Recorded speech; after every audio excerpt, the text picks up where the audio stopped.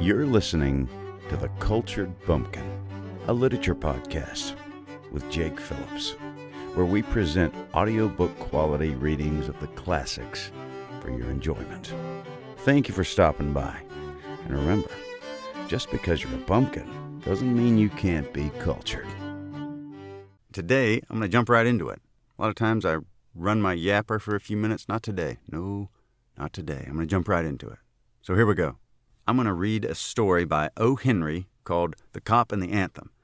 So it's a quick story about a guy, kind of a bum in Madison Square, up in New York.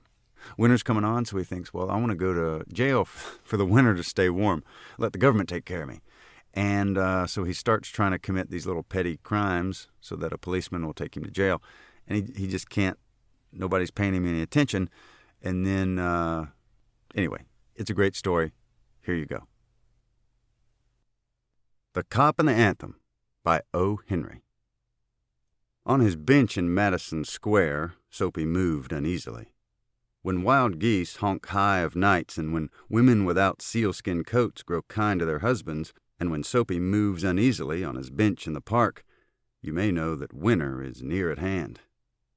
A dead leaf fell in Soapy's lap. That was Jack Frost's card. Jack is kind to the regular denizens of Madison Square and gives fair warning of his annual call. At the corners of 4 streets, he hands his pasteboard to the north wind, footman of the mansion of all outdoors, so that the inhabitants thereof may make ready. Soapy's mind became cognizant of the fact that the time had come for him to resolve himself into a singular committee of ways and means to provide against the coming rigor, and therefore he moved uneasily on his bench. The hibernatorial ambitions of Soapy were not of the highest. In them there were no considerations of Mediterranean cruises, of soporific southern skies drifting in the Vesuvian Bay. 3 months on the island was what his soul craved. 3 months of assured board and bed and congenial company, safe from Boreas and bluecoats, seemed to Soapy the essence of things desirable. For years the hospitable Blackwells had been his winter quarters, just as his more fortunate fellow New Yorkers had bought their tickets to Palm Beach and the Riviera each winter. So Soapy had made his humble arrangements for his annual hegira to the island. And now the time was come. On the previous night, 3 Sabbath newspapers, distributed beneath his coat, about his ankles and over his lap, had failed to repulse the cold as he slept on his bench near the spurting fountain in the ancient square. So the island loomed big and timely in Soapy's mind. He scorned the provisions made in the name of charity for the city's dependents. In Soapy's opinion, the law was more benign than philanthropy. There was an endless round of institutions, municipal and eleemosynary, on which he might set out and receive lodging and food accordant with the simple life. But to one of Soapy's proud spirit, the gifts of charity are encumbered.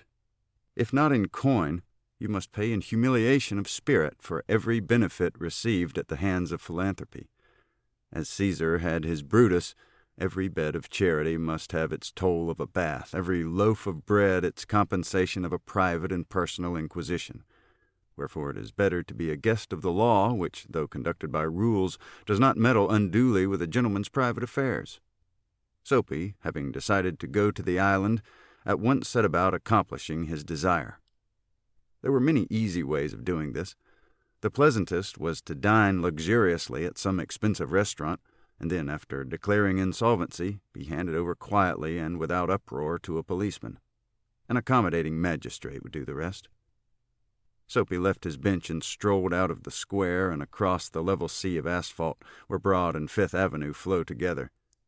Up Broadway he turned and halted at a glittering cafe, where are gathered together nightly the choicest products of the grape, the silkworm, and the protoplasm. Soapy had confidence in himself from the lowest button of his vest upward. He was shaven, and his coat was decent, and his neat black, ready-tied 4-in-hand had been presented to him by a lady missionary on Thanksgiving Day. If he could reach a table in the restaurant unsuspected, success would be his. The portion of him that would show above the table would raise no doubt in the waiter's mind.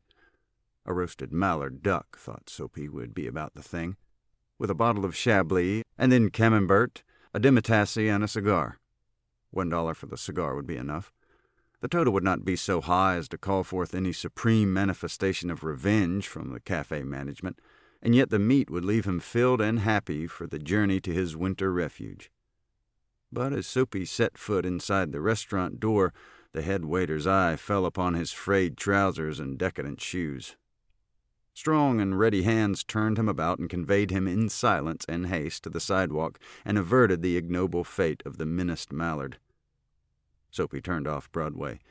It seemed that his route to the coveted island was not to be an Epicurean one. Some other way of entering limbo must be thought of. At a corner of 6th Avenue, electric lights and cunningly displayed wares behind plate glass made a shop window conspicuous. Soapy took a cobblestone and dashed it through the glass. People came running around the corner, a policeman in the lead.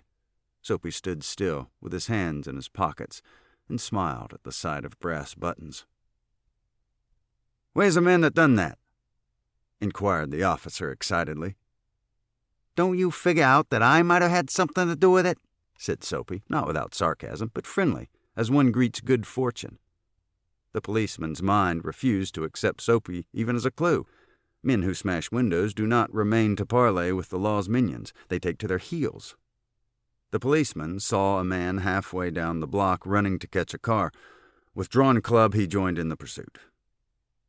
Soapy, with disgust in his heart, loafed along, twice unsuccessful.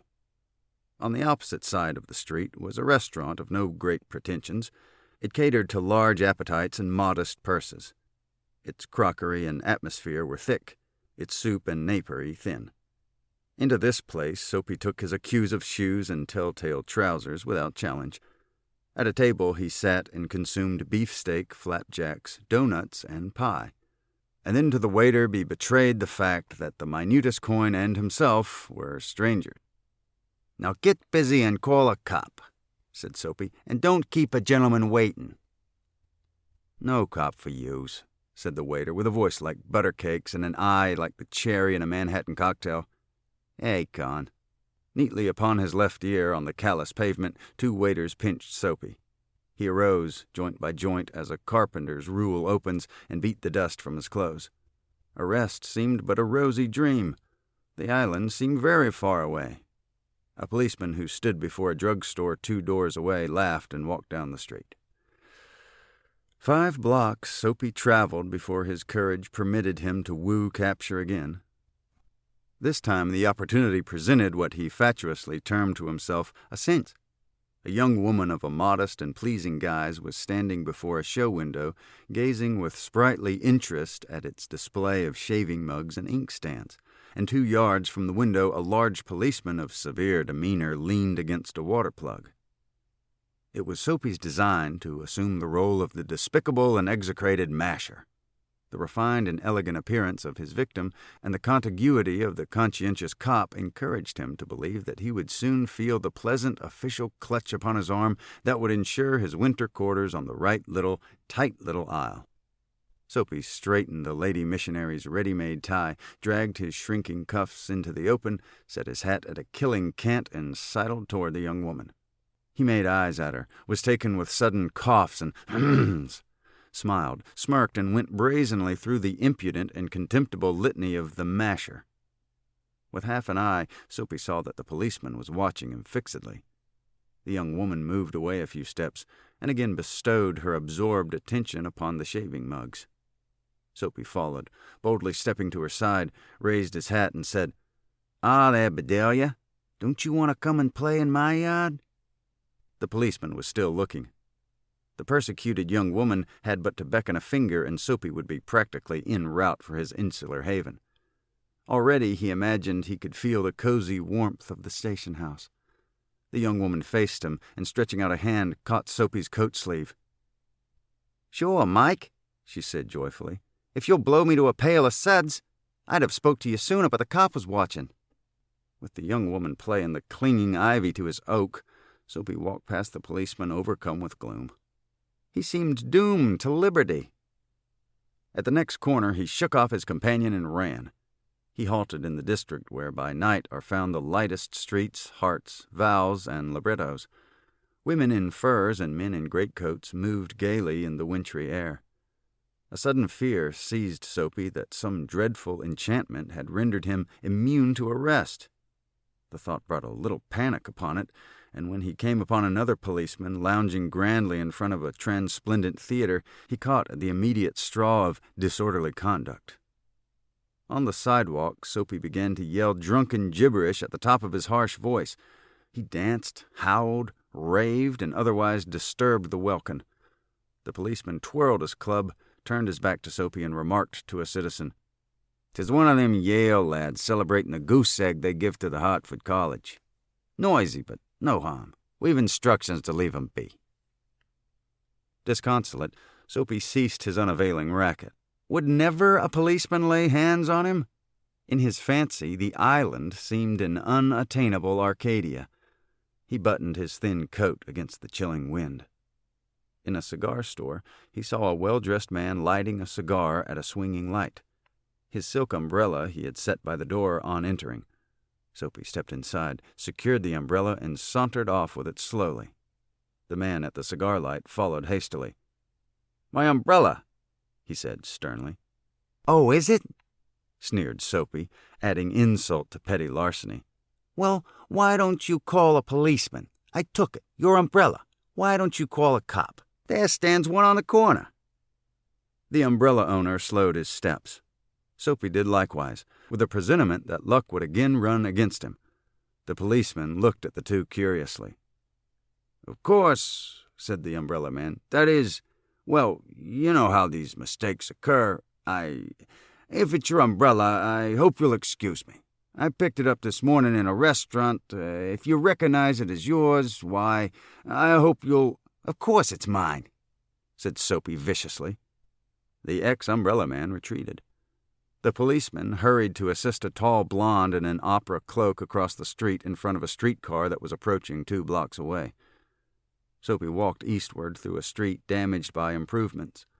He hurled the umbrella wrathfully into an excavation. He muttered against the men who wear helmets and carry clubs. Because he wanted to fall into their clutches, they seemed to regard him as a king who could do no wrong. At length, Soapy reached one of the avenues to the east where the glitter and turmoil was but faint. He set his face down this toward Madison Square, for the homing instinct survives even when the home is a park bench. But on an unusually quiet corner, Soapy came to a standstill.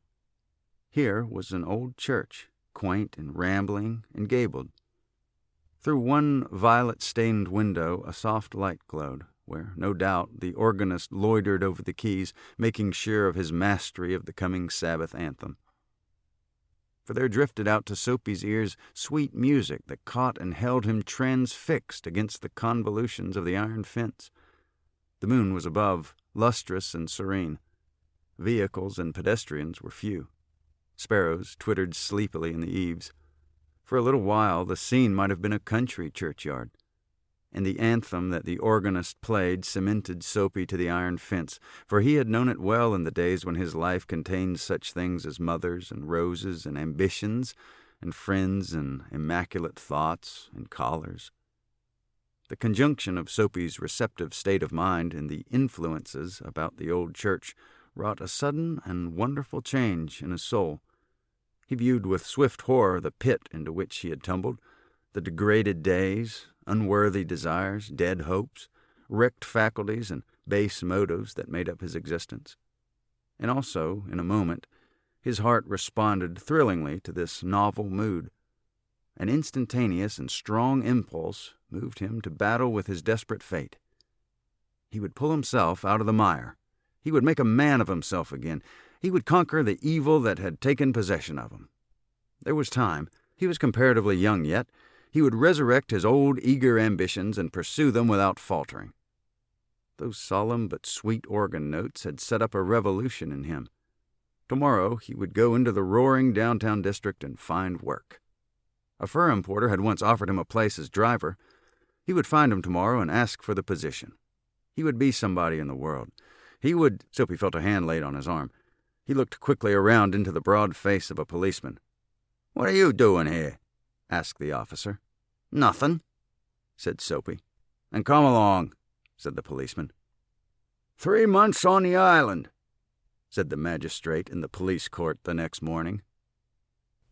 I just thought that was funny. What a great story. So he's trying to get caught and go to jail so he can be warm for the cold New York winter, and he can't do it. He keeps failing at all these things. And then he finally, right after he changes his mind to change his ways, he gets caught and gets what he wanted in the first place. O.Henry, awesome writer. Check him out. You've been listening to The Cultured Bumpkin, a literature podcast with Jake Phillips. Thank you very much for listening. I really do appreciate it. If you enjoyed this, would you mind going and subscribing and leaving a nice review on whatever podcast platform you heard this on? I would really appreciate it. Thank you very much for listening, and we'll see you next time.